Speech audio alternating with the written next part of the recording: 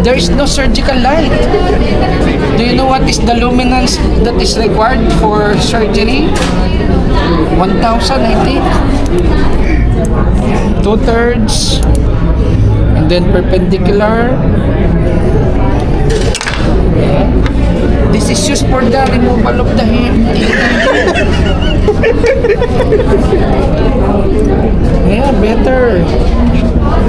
That one is for the kilikili.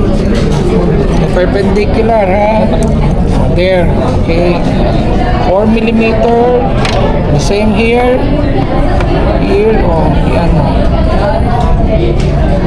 Sit equidistant.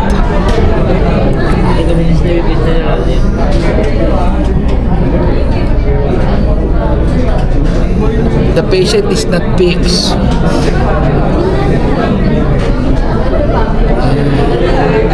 Yeah. This one is a square knot, no? Look, oh. This one is inside up, square knot, and then the next one is down. Okay. So that is a square knot. Done.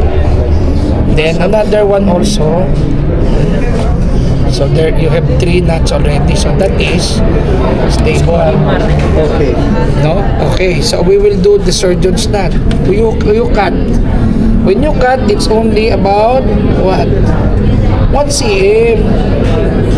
Oh, cut. Cut. No. You estimate at least. No. 1 cm. Oh. Below. Oh, yeah. 1 cm. Diba? That one is a square knot.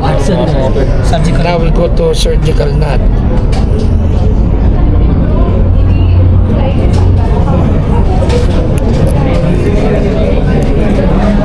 Okay. 1, 2, 3. That is a surgeon's knot. Oh, and then do not put too much tension. Then backward. So there. Okay. 1 cm.